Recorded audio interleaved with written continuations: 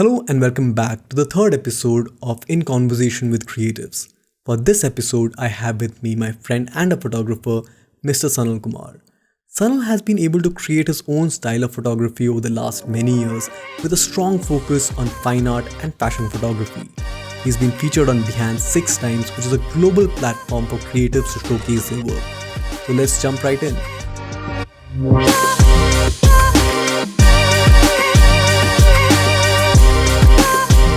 Hi Sanal, welcome to the podcast.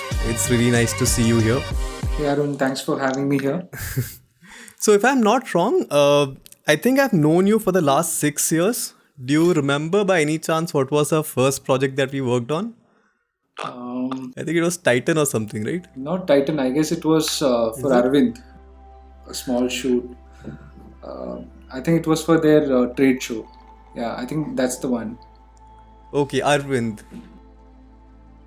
I think that was a great shoot. I think I'll put up pictures of that shoot just so that people know what I'm referring to. And if I'm also not wrong, I think you started your career as a graphic designer and then you sort of shifted into photography. So, could you tell us more about it? Like how your career started and where it all began? So the reason why I wanted to shift from graphic designing to photography is because I was always interested in photography. Maybe that part of me started evolving, and I realized maybe I would do better as a photographer than a graphic designer.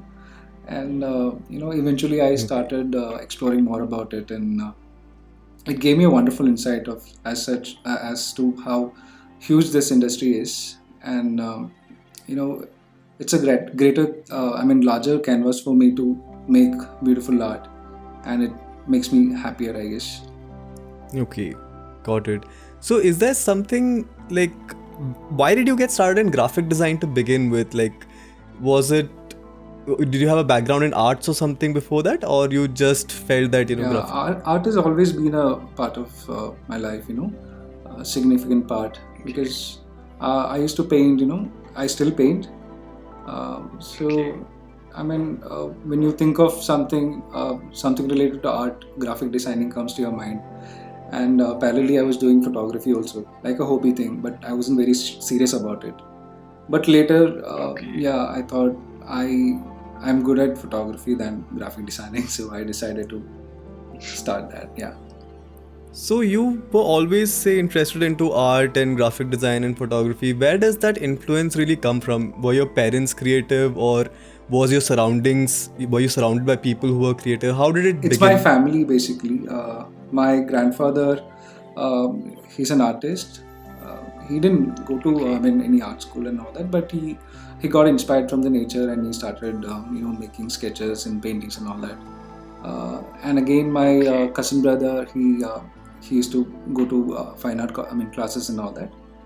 Then seeing them doing all these things, I definitely got interested into that.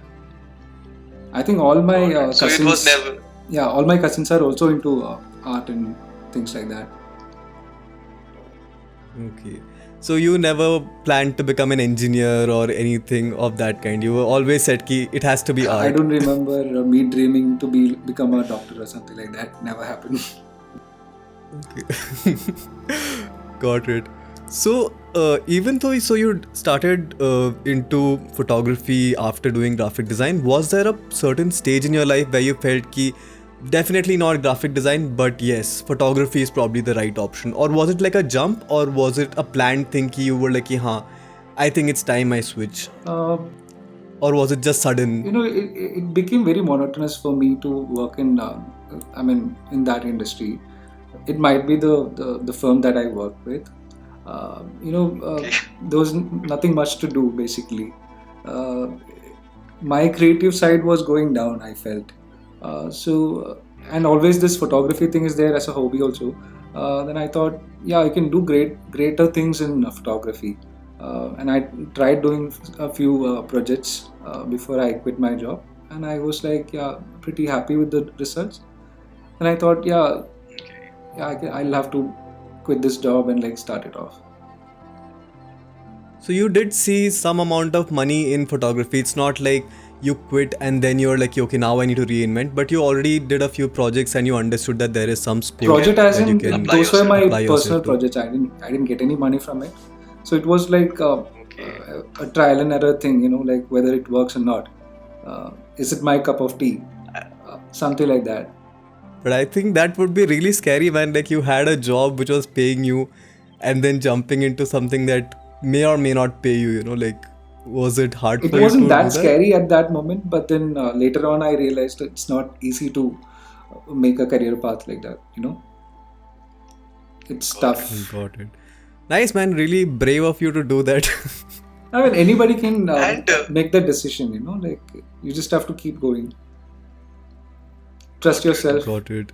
So, when did you buy your first camera? Is there a story associated with that? Is it after you left your job or you already had a camera installed First to camera, hand I with would you? like to consider my first camera as my Nokia N73 back in, school. I mean, if you're particularly asking about a DSLR, I think it's a Canon 600D.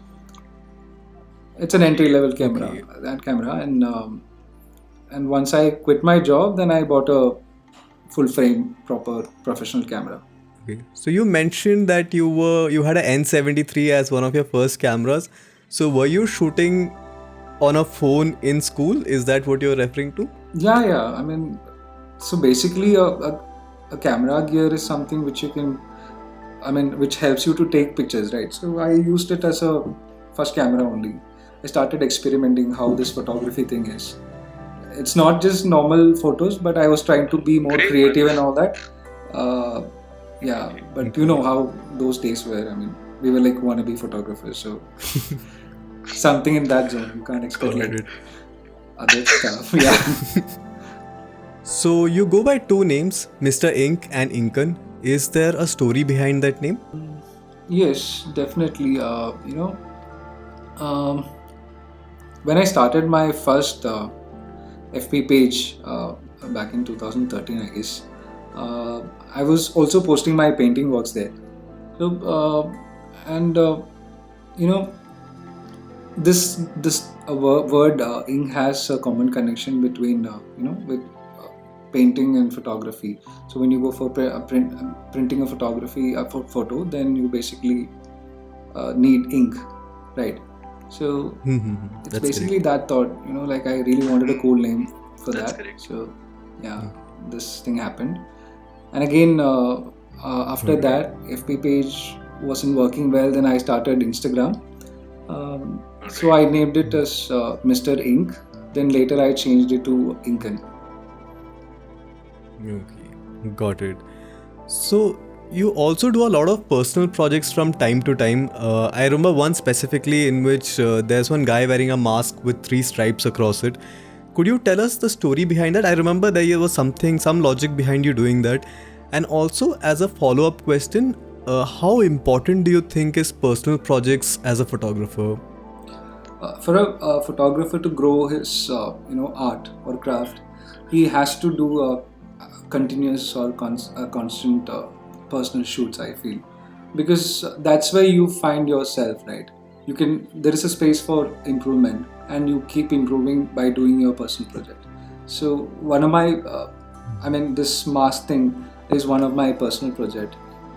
So this started when when I quit my graphic designing job. I was very sure about what I'm going to do, and basically I wanted to start making beautiful pictures.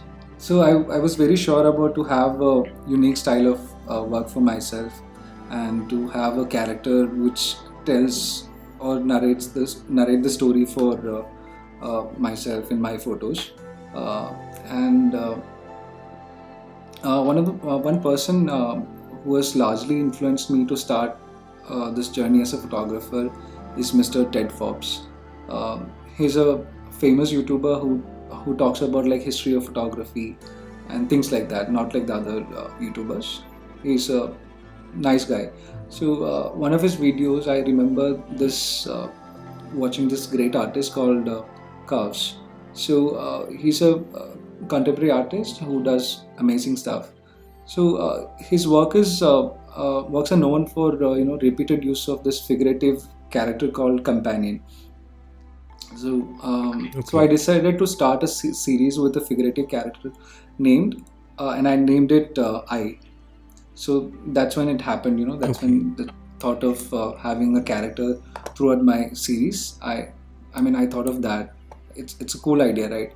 And and Mhm. I basically, you know, I is basically a reflection of myself, or if you look deep into it, you can see yourself also in it.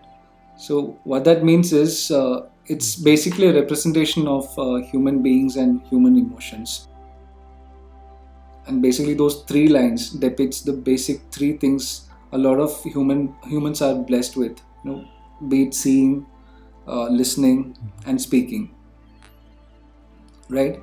Even if we have it, Okay. sometimes we don't listen to what we are supposed to listen. We don't see what we are supposed to see, and we don't speak what we are supposed to speak. So basically, through Okay. this series, I want to talk about these kind of things. It's basically my emotions, somebody else's emotion. Yeah, it's about the problems that we face. Got Yeah, it. it's all about Wow, that. man, that's pretty deep, man. I had no idea it actually goes this deep. But it's really nice. It's really interesting to hear that from you. Yeah, thank you. So, moving on to the next question, what does photography really mean to you? It's basically a medium where I can express myself and make my art. It's simple as that. Got it. Also, apart from doing photography, is there anything else that you're interested in doing? So I really like cinematography.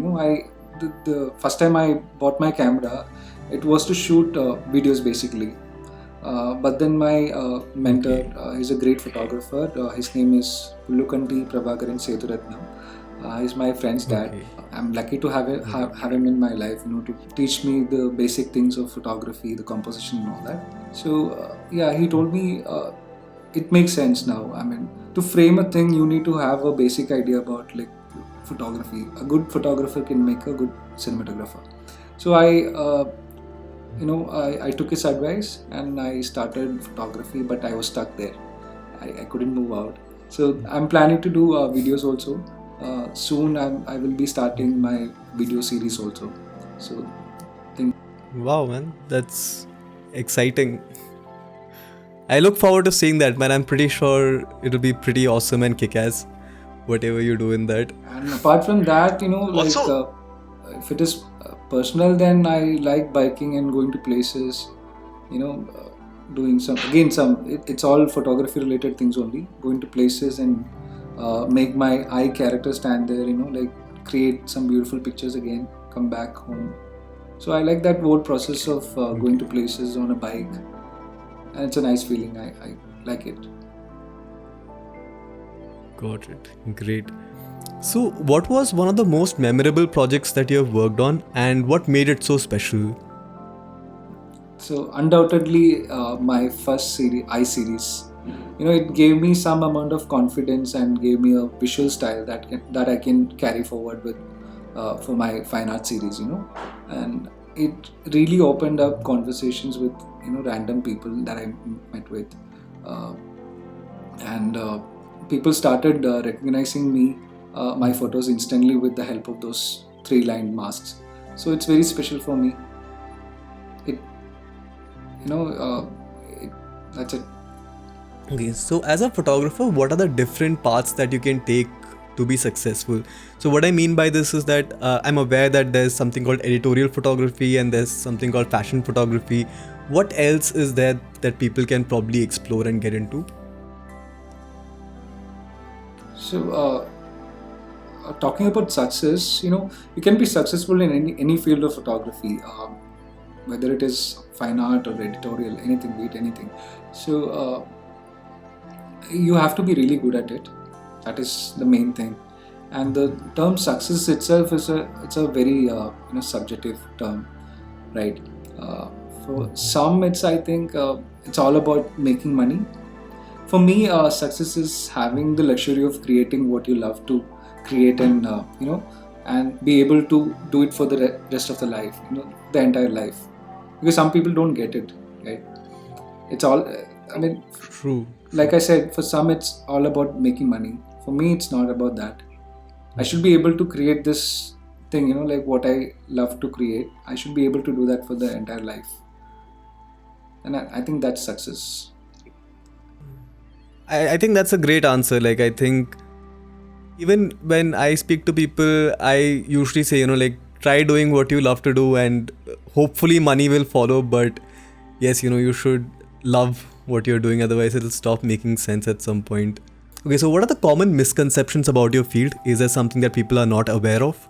So there are a few, but the main thing is, like this, when somebody says having a best camera or the great camera makes you a best or a great photographer. That's a big misconception which is happening in this field. I mean, photography basically. Okay. Yeah, that doesn't make you a better photographer, definitely. Yeah, it's more about the composition and the story that you're trying to tell through the photo, right?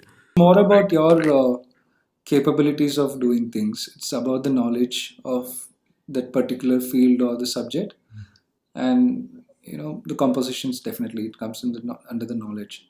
Got it. So I think, yeah, having a great gear doesn't make you a great photographer.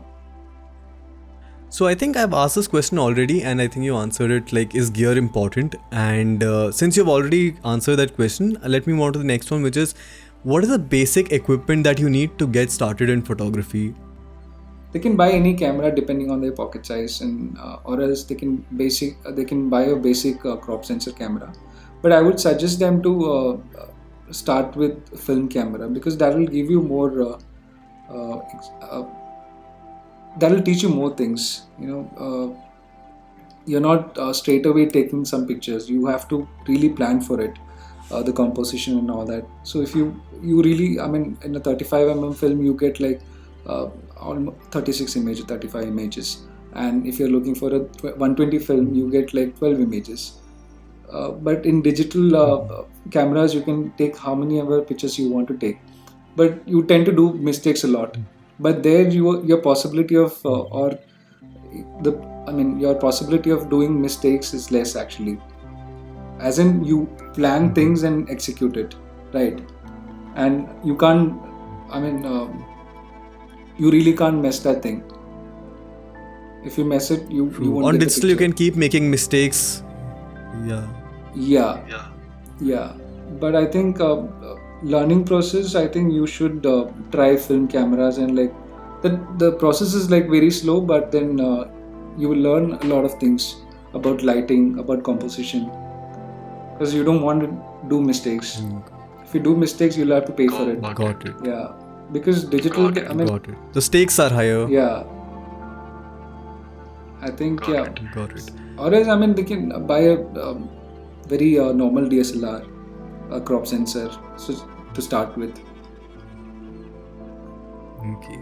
So, also for some people who are just getting started with photography, can you help us with, in order of priority, what equipments should one invest in first, and what could probably be kept towards the later end of their career, or like as they grow in their career? I think it's the same. Any basic camera will help them learn things, and as they learn, and depending on their requirement, for a wildlife photographer, a camera requirement might be different from a fashion photographer. So you really have to think, what you are, what you want to be, and which field you are in. Then depending on that, you choose a camera, and sky is the limit. You can buy any camera like on a latest stage. I really want to buy a Hasselblad or like Phase 1, which will cost me around like 40-50 lakhs. Yeah, so that is in the future. That's expensive. Yeah, and I want to buy a Linoff camera. It's a large format camera. You might have seen in like old films and all that. So that one is one of my dream the cameras. old ones. So that will cost me more, but I don't know what I'm gonna do with that. That is secondary. But I really wanna have that as a collection. I really want that thing in my house. to look at it, you know. Great, but I think that will be pretty nice. I'll probably come over sometime and have a look Yeah, definitely. how that feels. Because the viewfinder and all is like really nice. It's like upside down. So what you compose and take, it's gonna be very interesting. The process is gonna be like really nice. Yeah, and I think there will be a lot you can learn from that also. Like you mentioned, like using a film camera, it restricts you in certain ways and helps you, level up your skills. So maybe even having the camera you mentioned, maybe that'll expand your way of looking at photography. You know, when you're learning and you have some sort of restrictions, you know, the reason why I still use only a 50 lens is because of that only. It definitely restricts you from different like you have to move forward to take a close-up image, or you have to come back. So that way, you know, you are restricted in many ways, but you learn a lot of things in between. You learn about the focal length and all those things. So like that, starting from a film camera will definitely be a restriction, but then you will learn a lot. Got it. Also, since there's so many photographers on the rise right now, how do you have any tips on how one can differentiate themselves in such a crowded market? Yeah, so you basically have to understand about yourself and about your field, and try to be yourself. Try not to copy somebody else's work. Obviously, you can get inspirations. I think if you do that, I think you are pretty much sorted. Trying and creating your own style will definitely help you to stand out in the market. Great, man. I think that's great advice. Also, what do you think is the best platform to promote yourself? Like, I understand there's Instagram and then there's Behance, if I'm not wrong. And at some point, there used to be Flickr as well. I'm not sure if it still works or not. So, according to you, what is the best platform to promote oneself? If you really looking for followers and all that, then all these social media platforms are like really good. Or else, if you're, I mean, a serious photographer, and if you're trying to grow as a professional, I think maybe you can try and get into some I mean, art houses and do exhibitions, so that you get more. More serious followers than your Instagram and things like that. So I think Instagram and all is like Okay. it's very crowded, I feel. Though I do promote myself there, but I don't see my future there. Okay. That's very refreshing, man. I did not expect this. Yeah, it all depends on your need, where you want to be. So I want to be in that field, so I find that platform as a I want to promote in that platform than in Instagram or Behance. That will definitely help you Got in it. the initial days. But if you are a serious photographer, think about it. Try to exhibit your work. I'm planning that. I still haven't done any exhibitions, but yeah, in future I'm definitely planning. Wow, man, that's great. Good luck for that, and I hope that turns out to go well. Also, I think I'll now move on to the final question that I had for you is that do you have any notes on pricing yourself or how to price for a beginner? Like, as a photographer, how do you do that? Is it based on hourly rates or is it based on project base? What's your take on that? I still haven't figured out that. Oh yeah, no, Okay. just kidding. I learned from a lot of mistakes. You should before pricing, I think you should value yourself, your work. You should understand how valuable your work is. So once you have it, and never underquote. You should have a basic idea about the industry where you are in. Then you can do a little bit of comparison and all that, but then never underquote. That's it. So I think that brings me to the end of this podcast. Firstly, Sanal, thank you for taking out the time to come on this show. And I wish you all the good luck for the exhibitions that you plan to do in the future and for your career in general.